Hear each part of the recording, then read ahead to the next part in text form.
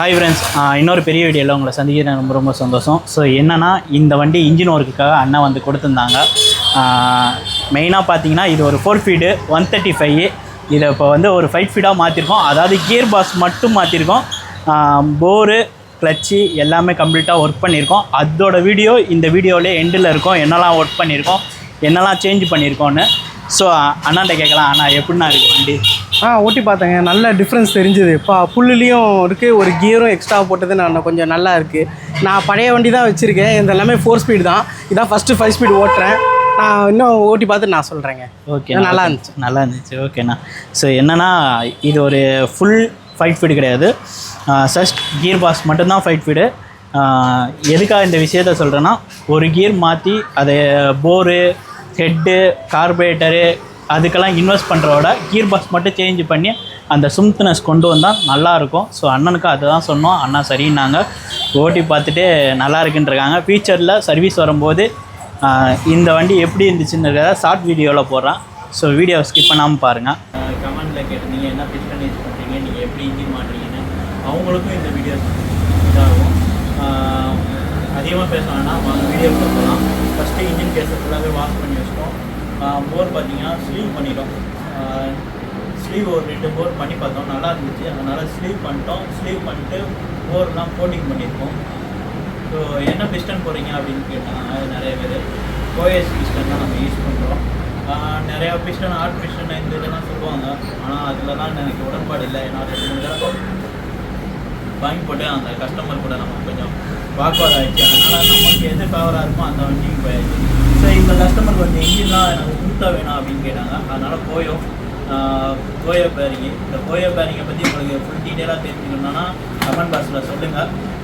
இதுக்கடுத்து வர்ற வீடியோவில் நான் உங்களுக்கு இதை பற்றி இந்த பெர்ஃபார்மன்ஸை பற்றி எல்லாமே நான் உங்களுக்கு சொல்கிறேன். அப்புறம் பார்த்திங்கன்னா எப்பவும் போல் யூஸ்வலாக சைலன்சர் பேக்கிங்கு, அந்த பின் பேரிங்கு, அதே மாதிரி பார்த்திங்கன்னா needle bearing, clutch plate, steel plate, housing ரெண்டும் நல்லா இருந்துச்சு. அப்புறம் ஹெட் பேக்கிங்கு 135 ஹெட் பேக்கிங்கு. அப்புறம் இந்த வண்டியில் காயில் வந்து செக் பண்ண வேண்டியிருந்துச்சு. செக் பண்ணால் லைட்டிங் காயில் இருந்துச்சு. லைட்டிங் காயிலும் ஸ்டார்டிங் காயில் மட்டும் நம்ம ரீப்ளேஸ்மெண்ட் பண்ணியிருக்கு. ஸோ ஒரு தடவை இன்ஜின் பண்ண போகிறோம். இன்ஜின் பண்ணும்போதே க்ளீனாக பண்ணிட்டோம்னா அது லைஃப் நல்லாயிருக்கும் அப்படின்னா. மெயினாக பார்த்தீங்கன்னா இந்த கஸ்டமர் என்ன கேட்டாங்கன்னா, என்ன 4 ஃபீடாக இருக்குது, எனக்கு 5 ஃபீடாக கன்வெர்ட் பண்ணுங்கன்னாங்க. So 5 feed gear box arrange பண்ணிட்டோம். ஸோ அதில் இருக்கிற பொருள்லாம் க்ளீன் பண்ணி வச்சிட்டோம். அப்புறம் பார்த்தீங்கன்னா கனெக்டிங் ராடு கை நல்லா இருந்துச்சு. இந்த கஸ்டமர் பார்த்தீங்கன்னா இந்த ஃப்ளட்டை போய் எடுக்கவே இல்லையா, எடுத்தாராம்.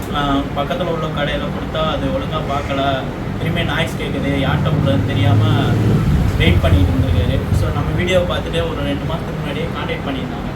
கான்டாக்ட் பண்ணும்போது சொல்லியிருந்தோம்னா ஒர்க் இருக்குன்னா அப்புறம் எடுத்துக்கலாம்னோ. நான் வண்டி வச்சுருக்கேன் பிரதர், ஏன்னா வண்டி கொடுக்கக்கூடாதுன்னு முடிவு பண்ணிட்டேன். ஆனால் நான் வண்டி வச்சுக்கிறேன், நீங்கள் எப்போ சொல்கிறீங்களோ அப்போ எடுத்துக்கிறேன்னு சொன்னாங்க.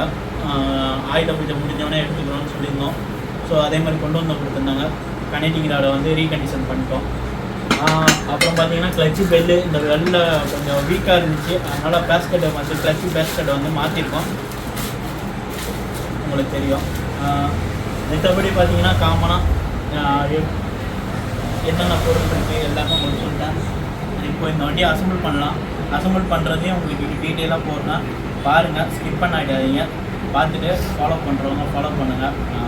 எதுக்காக இந்த விஷயம் சொல்கிறேன்னா, நிறைய பேர் சர்வீஸ் ஒர்க்கில் பெயிண்டிங் ஒர்க் பண்ணுவீங்களா, நிக்லிங் பண்ணுவீங்களான்னு கேட்குறாங்க. சர்வீஸ் ஒர்க்குனா சர்வீஸ் ஒர்க்கு தான் பார்க்க முடியும். பெயிண்டிங் நிக்லிங் ஒர்க்கு நம்ம பார்க்க முடியாது. ஏன்னா நிறைய பேர் நம்மளை பார்த்தவங்களுக்கு தெரியும் நம்ம எந்த அளவுக்கு ஒர்க் பண்ணுவோன்றது. ரொம்ப பேச வேண்டாம், வாங்க இன்ஜின் நம்ம அசம்பிள் பண்ண போகலாம்.